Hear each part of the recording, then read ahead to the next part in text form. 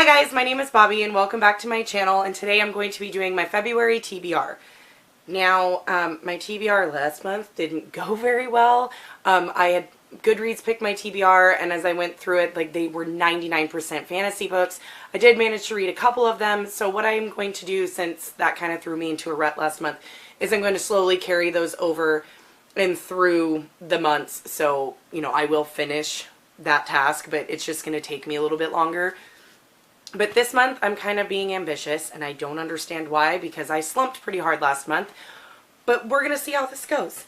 I've got 6 books. 2 of them I've already started, and I'm like halfway through, so maybe that's a little bit of a push, or 3, because I have an ebook that I'm reading as well. So we'll see how this goes. So let's get started. So the first book I'm going to read in February for sure is the next in my Richard Lehman read-along, and that is The Beast House, which was published in 1986. This is the second book in a trilogy. Yeah, so the trilogy is the Beast House trilogy. So the first one was The Cellar. We all know how Bobby felt about The Cellar. So hopefully this is better. This is, you know, a couple books in.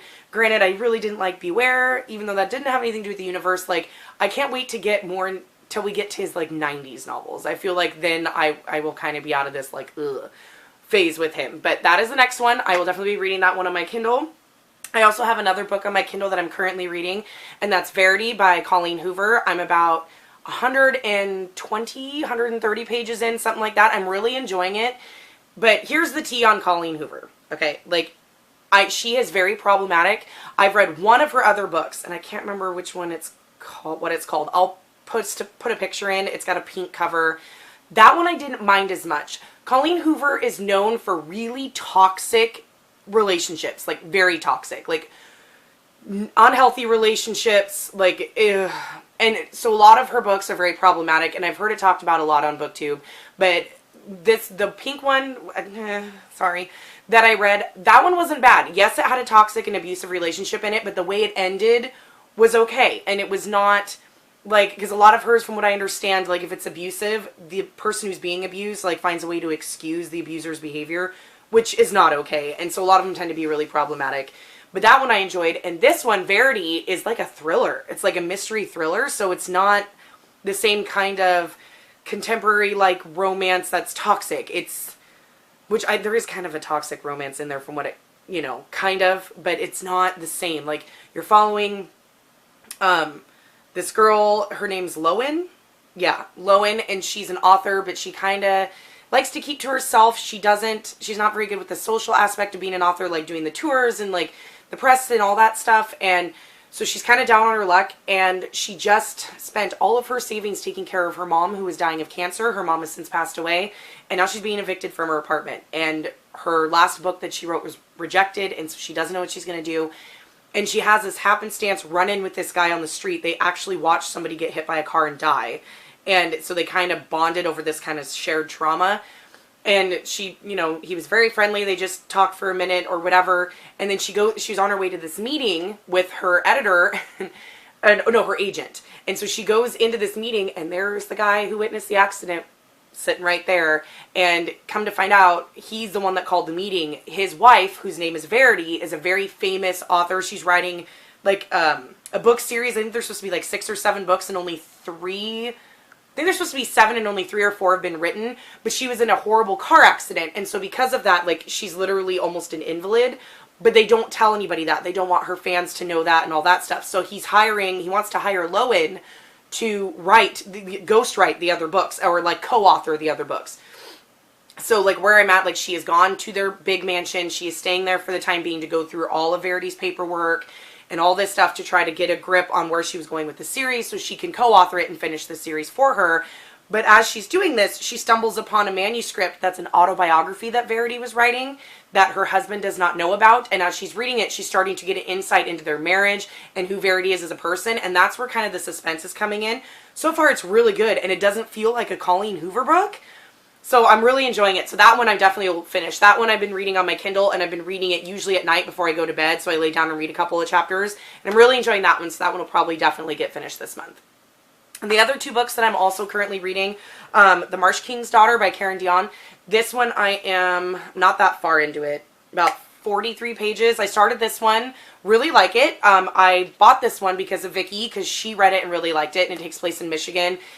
This is about a girl or a woman who is a product of an abduction. So her mom was abducted by her father when she was like 14, and our main character is the product of that abduction. She was, you know, her mother was raped, she was born, and they were in captivity for 12 years. Or her mom was for 14 years, I think, but the main character was 12 because they were rescued when they were 12.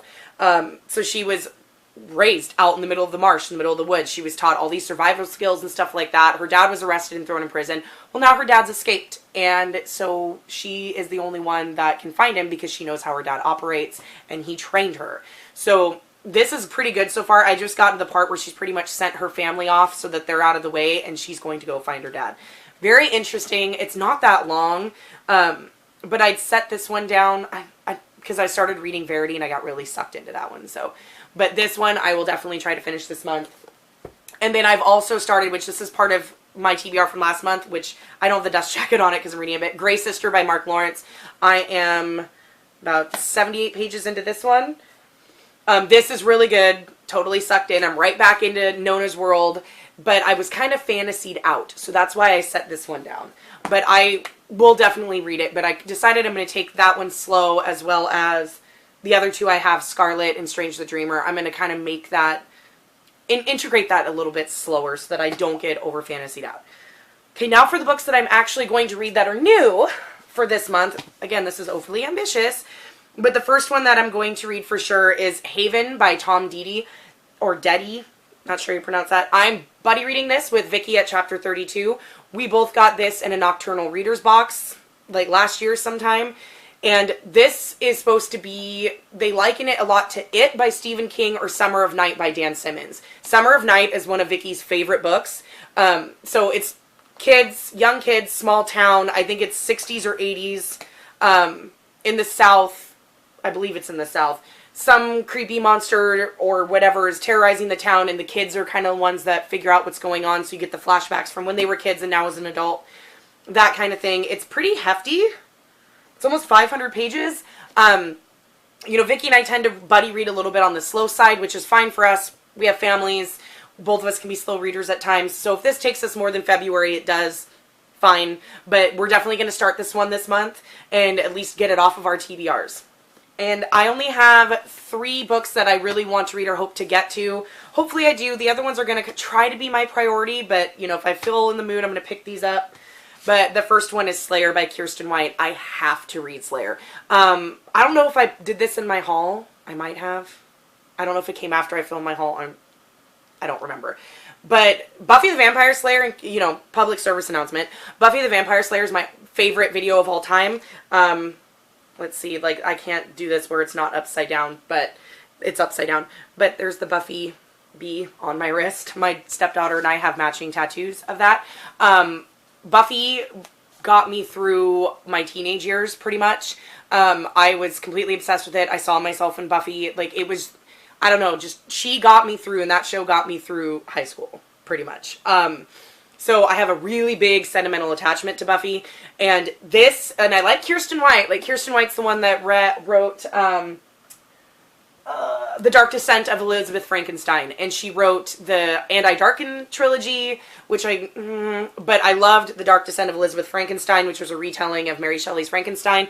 This is not a retelling, but this takes place like after Buffy the Vampire Slayer. So it's in the same world, and it follows this, I don't remember her name. I didn't really look. I think her name's like Sydney maybe or something like that. I didn't really look. Oh, Nina. Close, I guess.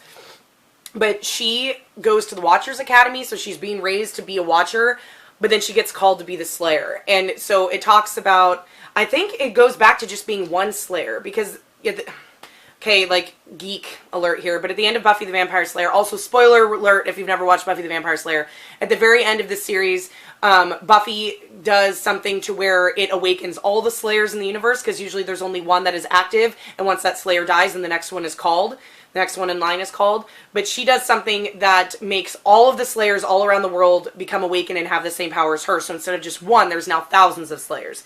So this takes place in the world after that has happened. And from what I kind of understand from the Dust Jacket, that isn't true anymore. Buffy is now dead. But this girl gets called, and I think there's only supposed to be one Slayer now. I didn't really want to read the Dust Jacket so much because I kind of want to go into this blind and just immerse myself back into that world. Like, Joss Whedon is a genius. But anyways, I've heard mixed reviews. Heather over at Bookables, her and I both have a healthy obsession with Buffy, and she rated it 3 stars. She was kind of on it. I'll see how I feel, but I am very excited to read it because anything in the Buffy world just makes me happy. And I believe this is going to be a series. I believe. It may not just be a standalone, but Slayer is very high on my list. And the next book I would like to pick up, especially if I'm in a thriller mood and just want something quick, is Watching You by Lisa Jewell. I read another Lisa Jewell book in January, and you'll see that in my wrap-up. But this is also really quick, like just over 300 pages, barely. So if I get into thriller mood, I'd like to pick this one up. This takes place in a neighborhood where you follow all these different people in this neighborhood, and somebody has died, and they're all watching each other, and it's supposed to be all kind of, you know, spooky, creepy, whatever. But I really enjoyed the Lisa Jewell book I read this month, so hopefully this one delivers if I find the time to pick it up. The last book I would like to read, this is like the bottom of my list, but when I was trying to pick out my TBR last night, it kind of like stood out to me as something I really wanted to reread because I read it when I was I a teenager? I think it was like 14 or 15 because it's before my mom had moved. So I believe I was like maybe 13, and I really loved it, and so I kind of want to reread to see if I still loved it. It kind of spooked me then, so we'll see, but I haven't reread it ever. I've only read it the one time, and I remember really loving it, and I'm not that big of a rereader, but I decided that I wanted to pick this one up, and that is Hannibal by Thomas Harris. Now, horror, I'm a horror freak, but I love Hannibal Lecter. Hannibal Lecter is one of the best villains I think ever written, and, you know, the movie Silence of the Lambs, and he was in Hannibal too. Anthony Hopkins was, oh God, he was just perfection as Hannibal. And so when I read these, I envision Anthony Hopkins as Hannibal. Like, I envision it as I read. But I really want to reread this one. I preferred this one over Silence of the Lambs. I do love Silence of the Lambs. That book is a classic, and I own that one as well. But this one was so good. And I remember watching the movie, and I didn't really like the movie because they left so much out. There's so much gore in this that they left out, and just, like, because the main villain in this one, well, because Hannibal's still loose, and he's, you know, not really toying with Clarice, because he kind of has an obsession with her anyways, but I don't think he'd ever hurt her, and he doesn't. He ends up saving her life a couple of times in this book. But there's this guy who's trying to get Hannibal because Hannibal had attacked him and ate most of his face, and he survived, and he's a rich man and all this stuff, so he wants Hannibal. And it's an interesting book. From what I remember, I mean, it's been, well, I was 13, so I read it over 20 years ago, but I really want to reread this and see if I still love it as much as, you know, I loved the other ones. Okay, guys, that's it of my physical, plus the 2 on my Kindle. This is my very ambitious February TBR, which I do not understand why I do this to myself, because everybody knows I'm not going to finish all these unless I just get a wild hair and I go on a tear, which is very unlikely because I'm in the middle of finishing up Supernatural and on Netflix, and there's, you know, life. But this is my ambitious February TBR. I hope I get most of these read because all of these I really, really would like to get to. Please let me know what is on your February TBR. What are you interested in reading this month? What do you think of my crazy TBR? Or have you read any of these books? Are any of these books good and worth reading or putting at the top of my list? Please let me know down in the comments, and I will see you guys in the next one. Bye.